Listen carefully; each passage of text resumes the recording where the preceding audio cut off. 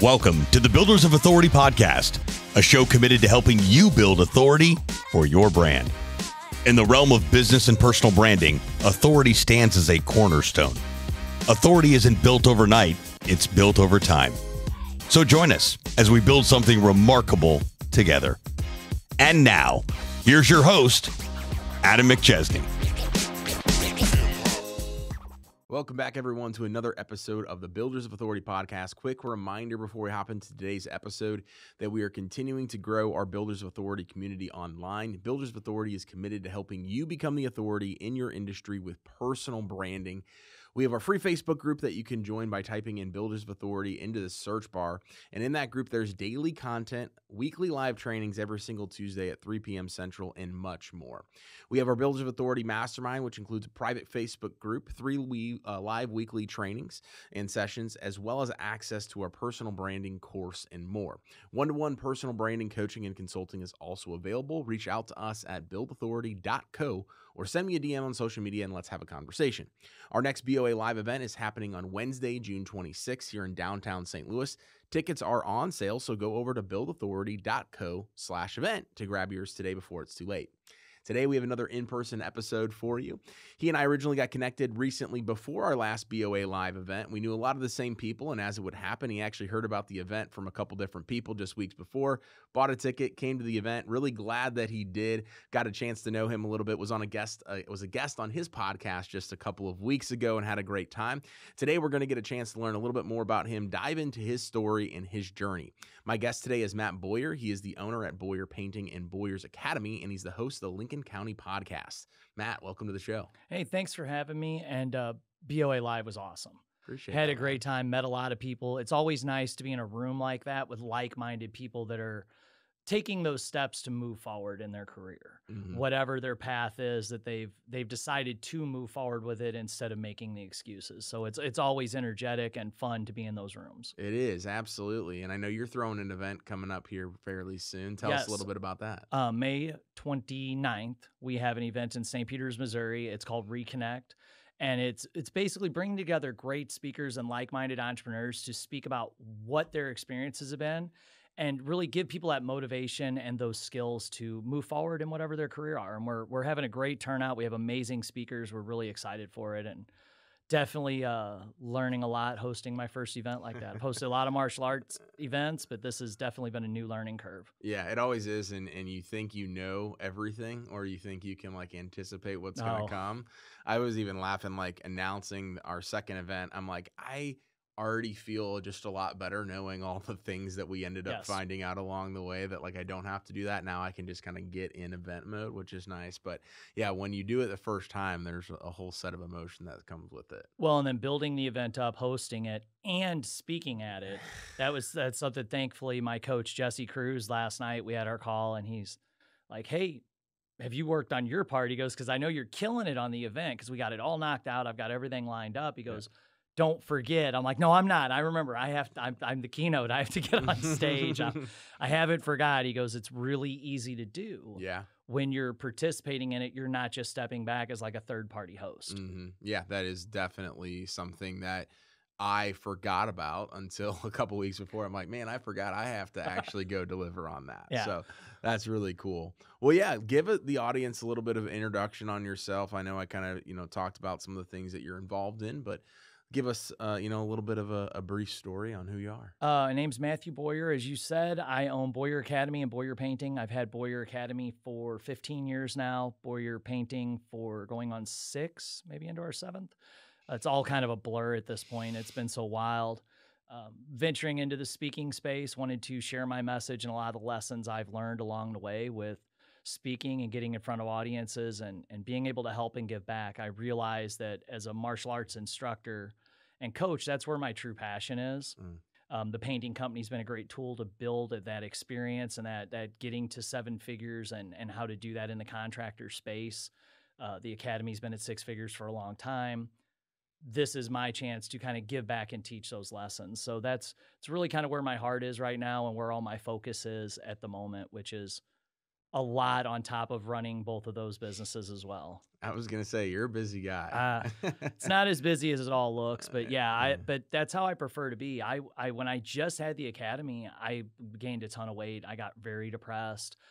Just didn't really know what to do. I knew that when I worked and I was hustling, painting and working on the side, working for our company, doing all this stuff, like I felt really good. And every once in a while I'd get like a big side job and I'd go knock it out, slamming Mountain Dews, painting all day. And I was like, what is wrong with me? Why do I love this? And then I listened to Be Obsessed or Be Average by Grant Cardone. And he shares a similar story about him. He goes, I like to work. I want more days of the week and more hours to work. And I almost wrecked my truck. So I was like yelling at the radio. I'm like, yes, yes.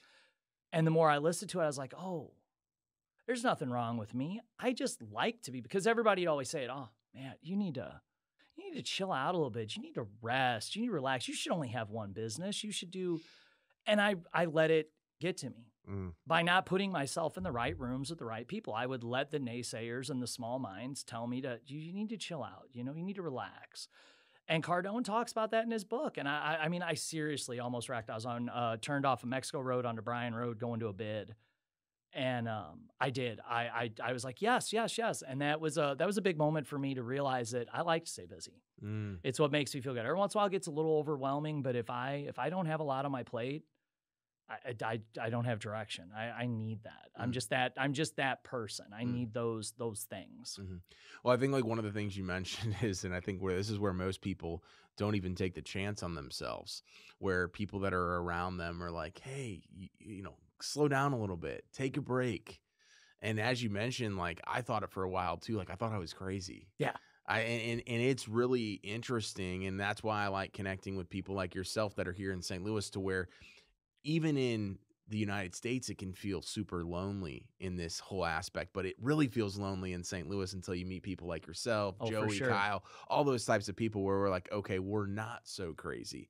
But I think a lot of people give up because of what other people say, of other people projecting their own beliefs and maybe there's some of their own issues and emotions and things like that on other people that are actually trying to do better for themselves. They do. And I don't think they're trying to hold you back. I think, like you said, it's a projection thing. They're scared to do it. Yes. And I just told someone this yesterday. I wouldn't sit there and say, you know what?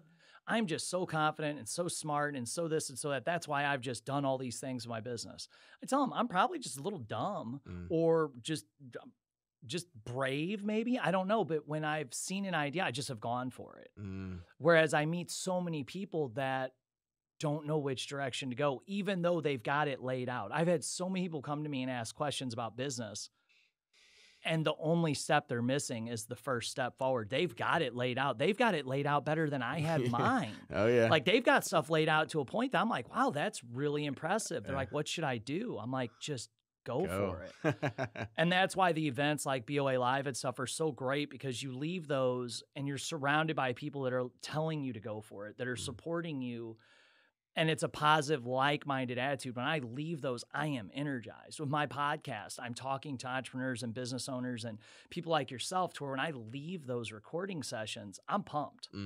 I am pumped. That's my favorite day of the week, because we're getting so much positive content back. Whereas, like you said, a lot of people, you sure you want that? Wow, that sounds like a lot. Do you sleep? Yeah, I sleep a lot. I sleep like a baby. I'm just time management. Yeah, the time management part of it is, I think, one thing that people struggle with a lot as well. Is they're like, I don't understand how people do all that stuff. It's like, well, I don't waste a bunch of time watching Netflix or scrolling social media or doing all that other stuff. People associate like work a lot of times, or like what they can do between certain periods of hours. Yes. And that's where I think a lot of people struggle with and don't get over that hump. So what were you doing before you started? I know you mentioned obviously having Boyer Academy, but what were you doing before? Were you only doing Boyer Academy before the painting company, or what did that look on and like? off? Okay. So I had Boyer Academy in the evenings. I started it in the first quarter of 2009. Okay. Probably the worst business advice I've ever been given on the planet Earth was to start a business then. We opened doors January 1st, 2009. I spent Christmas 2008 building the school out. But I worked as a union painter during the day, and I side jobbed on the weekends. I'd go do side work, paint. That was how I kind of self-funded a lot of stuff at the school. If we had a tight month, I'd do a job. Before that, I'd worked at Jiffy Lube as a store manager, bounced around a lot of different stores, and I'm really thankful for those other jobs because they taught me so many lessons that followed over into business. Yeah. But when I did have the martial arts school in the evening, there was a period I was laid off. There was a period where I just couldn't be at work like I needed to be. And I went to my boss. I was like, I'm crippling you guys. It was a small family owned company. I said, you need a full-time guy. I can't work late when we're running behind on a job. I can't, there's times I need off to go do promotional stuff, or I'd be on a roof with an earbud in talking to a new customer while painting. I'm like, I'm not doing you guys a justice at this point. Yeah. I was like, I'm not going to draw unemployment or nothing. I'm not telling you I don't like you and I want to quit. This just isn't working. I'm going to try to just kind of do my own thing. And that's kind of where it went to, but I hadn't officially become Boyer Painting yet. I kind of dabbled with it, but I still then told myself, I just want to be a martial artist. I was in my head. I was you're a martial arts instructor. You're not a painter. You're, I hadn't made it into that you're an entrepreneur mindset yet. What eventually got you there? Repetition. It really and truthfully was doing it, and the pat on the backs, the people coming up asking you how you did it, and you're going, how did I do what? And then you're finding out that, a company that you see with some great marketing maybe has 2 employees. I was running 17. I'm looking at them going, man, their vans look nice, or this looks good, or I love their marketing. And they're looking at me going, how'd you do it? I'm going, how? I thought everybody did it. I really didn't realize it. And it was that mind shift and being around other people and learning that, what I had built was impressive. It was something that not everybody just has run out and done. For me, I was just doing me and staying busy. We were doing 7 figures, and I did not have a Google listing because we had an address issue. It kicked it back, and Casey and I were so busy, we didn't catch it until someone gave me a bad review on the wrong business, and I went in to investigate. I'm like, I'm not on Google. Wow. I was like, well, that's wild. I was like, oh my gosh, what would I have done if I was on Google? That's huge. I mean, that's such a big thing. I was like, oh, wow. Like, probably left quite a bit of money on the table, but we were already doing so well. Super busy. Yeah. But yeah, it was just kind of those reps and that just doing it over and over. I tell everybody that about anything, whether it's martial arts, painting, building a bit, whatever you're doing, you just got to get the reps. Yeah. You just got to do it. As far as, because I know a lot of people that are listening either have one business or maybe have another business or they want to start another business. When you're talking about those 2 different businesses that you have and have had and now doing other things with like speaking and coaching, how do you and I'm also saying this selfishly because I want to understand as well, but how do you like compartmentalize like, hey, there's all these different businesses and I'm owning these different things. Like what takes importance? Is it based on just the time of the day, or how do you manage your time in that regard? Well, it kind of started out, I went to a mental coach one time, and she said that I basically, being so ADHD, she goes, but you've kind of turned it into a superpower where you can manage so many things and compartmentalize so much stuff that it works. Because I was explaining like what my brain does during the day, and she broke it down that way. But the biggest thing I've gotten is breaking my day into like time blocks. And when I say this, Ed Milet talks about this, and this is when I realized, like, I didn't really realize what I was doing until he said it. And I was like, oh, that's a really good, I kind of do that. And then so that I kind of dialed it in, but I'm not perfect at it. But the morning time, I run Boyer Painting, I handle my bids, I take care of the crews. Around lunchtime, that is when I dive into either working on my book or my speeches, the other things, working on the coaching content with Kyle. Now I'll step away and do something for Boyer Painting or answer something for Boyer Academy because I'm actually at Boyer Academy when I do that. And then at 4:00 kicks over, I'm teaching Taekwondo that night. Now in the background, I have my wife, who's my business partner on all of it. She's handling the networking. She's handling the emails. And if I'm getting ready to start a class or a private lesson at the martial arts school and there's a hiccup, she can step out and take care of things as well. So that really helps a lot with having both of us on the ground as owners. And then learning to delegate, being able to delegate. I meet so many people, especially in the contractor, I would say the contractor space, that's mainly where I'm at with a lot of that don't trust. And that was the biggest thing when I built Boyer Painting was I knew to have the academy, to have Boyer Painting, and to do other things I wanted to do, I had to build out crews with solid painters that could be my management staff, that could be on the job sites and make decisions because I couldn't be there with them. Mm-hmm. I mean, it is prevalent in a lot of different industries, but I do see it working with hundreds and hundreds of contractors over the last couple of years. Like, it's the number one thing. That's their number one complaint. I can't find good help. Nobody wants to work. Can't give enough money. What did you find that worked? Train them, trust them, and understand they're going to make mistakes and they're not going to do it as fast as you. There's a lot of times I still get frustrated with it. Mainly at myself, because I'll bid something and in my head I'm like, I knocked this out, this many hours, blah, blah, blah. And I'll send the crew and it'll take them an extra day. I'm like, oh, well, yeah, I bid it based on me. I have to understand that they're going to be operating at a different speed than I would. Just in general, not even because I'm the business owner. I just move quick. I'm extremely efficient to a fault. Like there's sometimes leaving church recently, Casey went right up the hill and back. I'm like, but our house is over there. You go left at the stop sign. She goes, well, I don't. And I'm like, well, can I drive next time? Because I go left, and that's the quickest route to the house. And she loved it because it tortured me the whole way. The kids were like, yeah, Mom always goes this way. I'm like, oh my gosh, the house isn't even.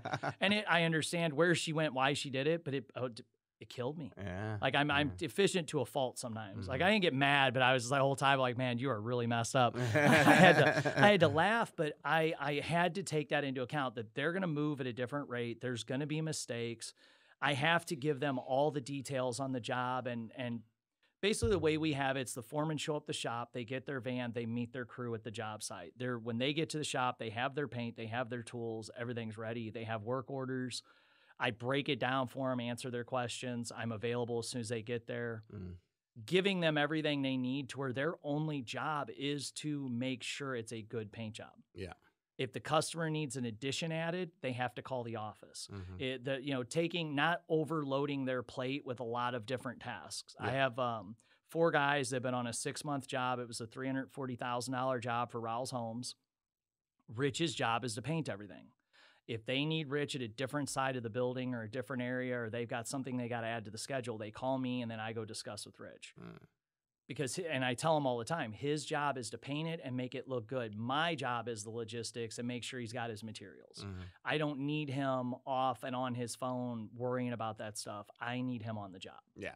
So you're basically just equipping them to be successful without having to think about all the other stuff. And trying to, think outside the box for them. Okay, they're going to this one. What could happen? And that's my biggest frustrations when they show up and there's something wildly different on the job, and I frustrate myself because I'm like, man, why didn't I see that? Casey reminds me it's because you're not psychic, so chill out. Yeah, absolutely. I think a lot of that is super impactful, and so many times we don't realize that, again, what's second nature to us might not be so simple and easy for somebody. So they're not going to do it the way that we do it. They're not going to think the way that we do. But if we can get it, I think people say like 70 or 80% of the way there, that's better than us doing it to our 100% because we get our time back. Exactly. I think someone at BOA broke that down. Yeah. Broke that down. And I was sitting there listening to it and I really liked it because it makes a lot of sense and setting them up for that success. And that's the thing, when I got into this space, I would meet so many contractors. My old boss, for example, was really bad about it. Never could hire anyone that was as good as him. And I realized it was an ego thing with a lot of them, but it also, at 65, they were out there on a job site breaking their back, and I was not going to do that. I'll teach martial arts till I'm dead in the grave, but I'm not going to be climbing a ladder on a job site because it makes me feel warm and fuzzy. Yeah. I built it as a business, and you have to pull that out of it.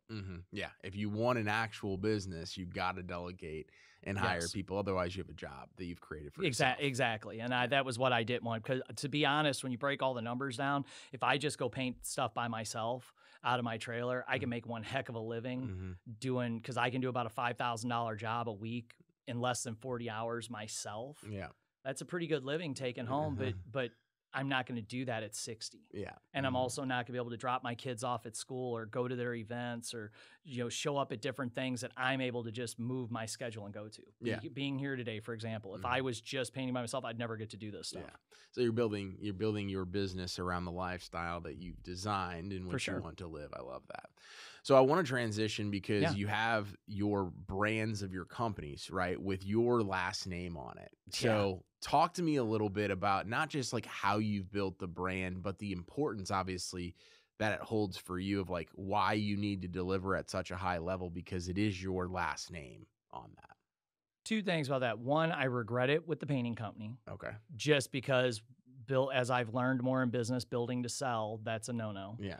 But with the academy, it was a pride thing. Back in the early days when you trained, it was Norris Academy or Kim Academy. It was always that top person's name attached to it. And I wanted that retro feel, and I take pride in it. Actually, if you look at our logo, Steve Alejandro cropped me. That's me kicking. That's actually me in our logo when we designed it. It wasn't my idea. He was like, hey, send me some photos. I sent him, he sent me back. I'm like, is that me? So that means a lot to me because of that business and my goals with that. I'm not looking to branch out on that one, but I teach the students that, when you leave here, not only representing us as a martial art, but that's actually me on your shirt. Like that's a big, not only my name, but that means a lot to me. And they are forever my students. With the painting company, it was just I did it. I thought that was the old school thing to do, Myers Plumbing or whatever. That's what everybody does. And then as the business grew and I learned more about it, I realized that I should have branded that differently if I wanted to sell it later, because that's one of the things, if I did sell, that would be definitely worked out in the contract. I would want to keep the rights to that name in case my children want to do it later or something. Yeah, absolutely. But it does put a definite importance on it of that paint job represents me, especially in the communities I'm in. A lot of our work is inside Lincoln County, where my martial arts school is, where I live, where I'm known by a lot of the people. And so that is a big importance. People get excited. Hey, we saw your guys, or Taekwondo school kids will tell me, hey, you guys paint my neighbor's house. The guys will be like, yeah, some kids ran up and said hi. A lot of my employees, though, their students come to the school, so they're really well aware of it. Yeah. But it does put definitely a different outlook on it because that is your name stamped on everything you do. And that's something I've always prided myself in. And with the academy, it's one of the reasons I didn't, join a franchise or anything, is I wanted my name on it. Yeah. So talk to me a little bit about the painting side of that thing, because obviously, as you mentioned, like delegating, having teams, things like that. How do you maybe, I guess, transfer the significance of, hey, this is our brand, these are our standards, these are our values into people when you're not there? That's hard. That has been one of the hardest things about it. And coming from the martial arts background where these people are paying to get better, they're part of the school. My staff at the Taekwondo school, some of them have been with me. Riley, one of mine, started been with 10 years. She's 18. She's been with me since she was 8. I'm a different figure to her. If I say, hey, let's do this with what you're doing, or hey, when you teach, say these things, it's done because there's such a connection there and such a foundation. With the painters, it's different. A lot of these guys would show up because they just want to work. And I weed a lot of those out, to be honest. There's been a lot of great painters that have come through, but they just want to punch that 9 to 5. They don't really have that pride in it. So that's something I really push with my crews of, this isn't, and I don't even push it with it's my name on it. This is your name. You're painting it. And I tell them, people think as contractors we're stupid.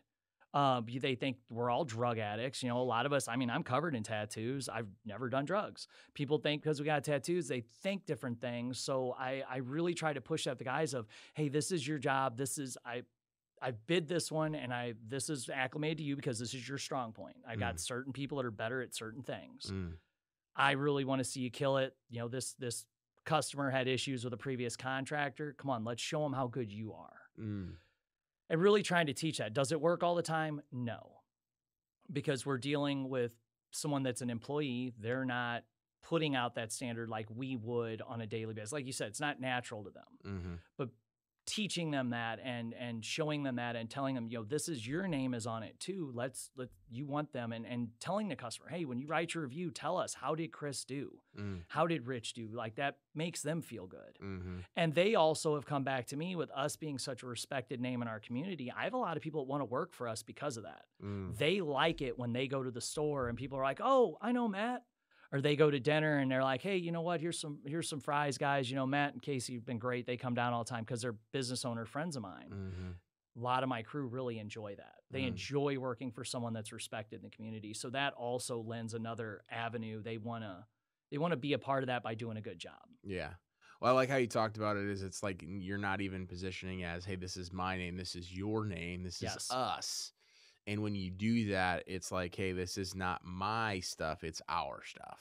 And I think that's huge. It is. And it's hard sometimes, though, because when they're running behind, I can very quickly switch to, hey, this is my money, your cause, and I have to work on that. And that's something that I've dove into in the past 2 years, is that personal development space, not only for me, but working with them on it. I realized that I order books like crazy. I listen to audiobooks and podcasts. I'm constantly wanting to learn and get better. But most people are not.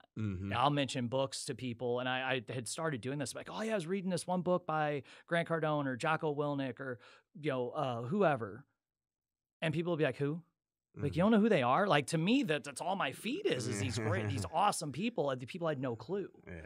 So then I realized I need to start sharing, and I bought like Jocko's books, Extreme Ownership, and I provided that in the workbooks for my crew. And we have meetings, we work through the workbooks. We're due for another one here soon to teach those lessons. I think that's super powerful. But it's super hard. Yeah, it's definitely hard. So obviously you've got the painting company, you've got the academy, you've got all this stuff, and now you're starting to go in this next layer of giving back, of speaking and coaching. Talk to us a little bit about what that transition has been like, or adding it on, however that plays into it, but then like what your goals are with some of this stuff.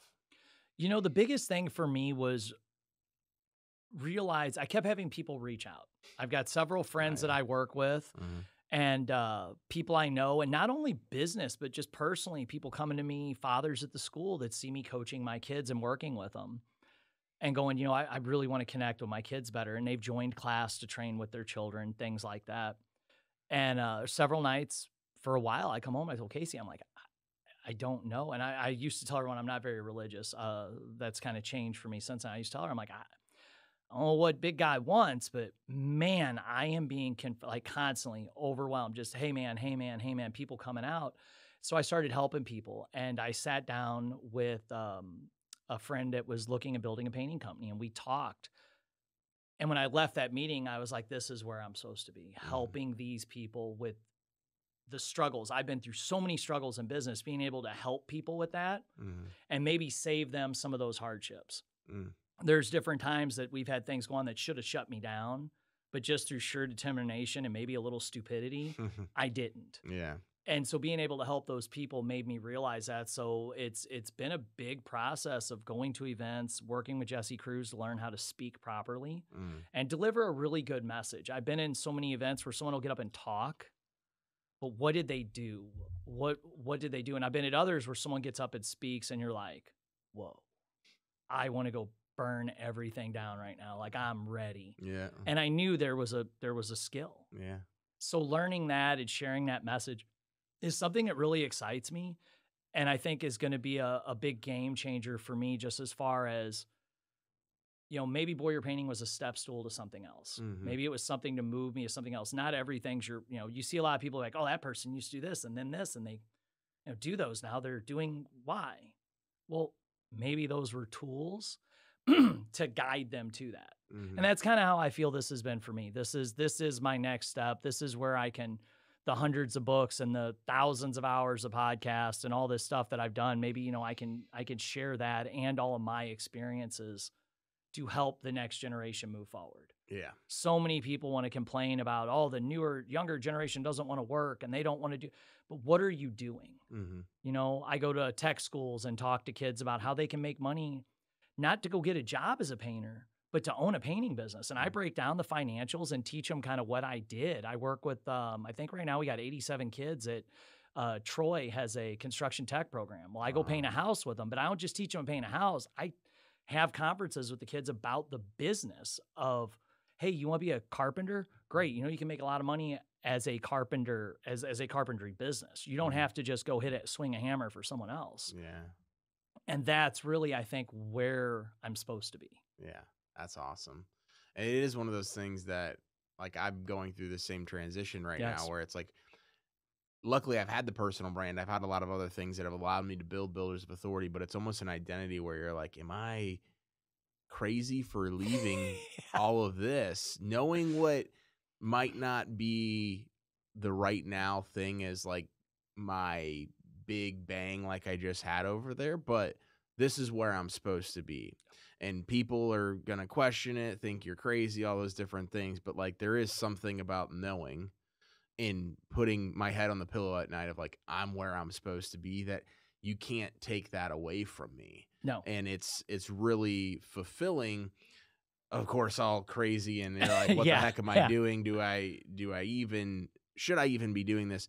But it all comes back full circle. Casey and I had that same conversation. I was sitting at the computer after class. I was sitting there sending off, paying for different things, spending a lot of money. And I'm like, I told her, I was like, I may be crazy. I said, but something in here tells me that. And I recently had someone on a podcast and we were talking about it, that, that's somewhere that religion does help you carry you, that this is where God is taking you and where you want to be. And it was huge for me because I was just sitting there sending, paying. I'm just watching the doop.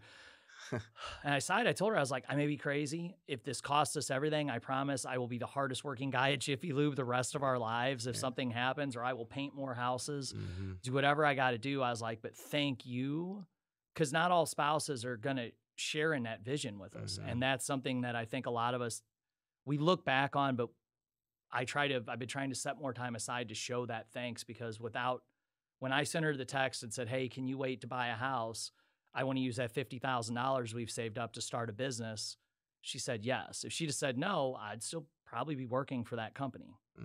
The coaching and the books and all the stuff I've been doing, like when I'm spending that money, she's going, you got this. It'll be okay. She doesn't know if it's going to be okay. She doesn't know any more than I do. But that support helps me it helps me actually, like you said, lay your head on that pillow at night. Yeah, no, that's huge. I think it's one of the most underrated aspects of this all is the support, whether it be from a spouse or a support system of like the whatever it's called, like blind faith, blind hope of them being like, yeah, no, you totally got this. And they're sitting back there like, I don't know if he does. We'll catch him. My wife does the same thing. And it's one of those things where it's like, I think it gets easier, although sometimes the stakes are higher, right? Oh, yes. So it's like, once you did that with the painting company and like you've built this and that's like a track record, right? It's like, okay, he's got it, but it's like, you never know if something could go awry, but you know that you could rebuild it again. Yes. Right. And so that's like the aspect where I'm like, hey, I can never go back and work for somebody again at this point. No. Like, unless like, I mean, of course, like if everything fell down and I had to do it, of course I would, but I'm so confident in what I've already done that if the next thing isn't that forever, no, and not even forever thing, isn't that the thing that needs to actually make us the living that we need, well, I can go figure out on something else I need to do in order to make ends meet. Yeah, and that's a confidence that comes with doing it. I had a great conversation with a guy years ago at a Waffle House that had lost a very high dollar, probably if it would have kept going, $1 billion company. And I'm like, dude, you're facing jail time. You've had all these things happen. You're being drugged through the mud in the news. You're smiling. He's like, I'd do it again. I was like, what do you mean? He goes, I came here. I think he told me in a Honda Prelude with a duffel bag and like $50 to his name, something like that. The story that a lot of people have. And he goes, I can do it again. And he just smiled. And I remember thinking I was struggling building my martial arts school up. At the time, I think I was still sleeping on a mattress in my dad's basement. Like I didn't even realize I did. My dad pointed out one day, he's like, you gave up everything and slept on just a mattress in my basement, right? Oh, no way, I did do that. Like my brain was just thinking in the future. Yeah. But he told me that. And I remember sitting there going, that guy is nuts. And then after building a couple businesses and helping other friends, being like, throwing them some ideas and it worked, and helping kind of nurture them, going, oh, I get it now. I get it. I get it why that guy didn't jump off a bridge, because I was expecting a very depressed, probably suicidal person losing, $1 million a week business. It was big. And he was like, I can do it again. And it wasn't a false confidence. He really meant it. Yeah. And I believe he has. I haven't had contact with him in a while, but I believe he's got a big chain of businesses now that are doing great. That's amazing. And that's just, but again, it's that confidence that I feel. That's why what you do and what I'm doing is so important to help some of these people because they need that cheerleader to say, hey, you can do this. And let me show you a couple things. Let me help you with that. And these positive communities that so many people are doing, it does help them because I see it in the martial arts. We'll have a hard fight or a hard tournament and I'll pull them aside, be like, you did great. Let's do this. And they'll do it blindly, just on the fact that they know that that foundation is there. And without you, they may have walked out of that. Yeah. No, it's fun. It's exciting. It's all the emotions. It's all of them. All of them. In a 20-minute time span sometimes. Yeah. Oh, yeah. You're going up. You're going down. Absolutely. Well, Matt, this has been an awesome episode. Any last pieces of advice that you would share with somebody listening to this podcast? Just about anything we didn't go over here today. Nothing too crazy. I would just say that come to BOA Live. Yeah, I think you've had a great event. I really got a lot out of it. You had some great speakers. Appreciate that. The best part for me, and that I think people underrate at those events, is make the connections. Shake the hands, talk to people. I watch so many people come in, sit in a chair, and then bounce. Yeah. And I get it. I've been there before. I got things to do. I got other things on my mind. But you have to make those connections. Yeah. If you're going to be there, be there. That's the power of it, for sure. Yeah, absolutely. Well, where can people stay connected with you online? We'll put all that stuff in the show notes. Matthew Boyer on Facebook. I think it's official Matthew Boyer on Instagram. Those are my main accounts, official Matthew Boyer on TikTok. And that's where you kind of get to everything else from there. Other than that, I got tons of different websites, but that's the best place, just social media. Awesome. We'll put all that stuff in the show notes. Thanks again for coming on, man. Enjoyed it. Hey, thanks for having me. And thank you again to the audience for listening to today's episode. Make sure that you leave us a 5-star review. We're making a big push for reviews this year on the podcast, and it definitely helps move the needle. And remember, authority isn't built overnight. It's built over time. Thanks so much for tuning into this episode. We sure do appreciate it. If you haven't done so already, make sure you're subscribed to the show wherever you consume podcasts. This way you'll get notifications as new episodes become available. If you feel so inclined, please leave us a review. We sure do appreciate it. Until next time, friends.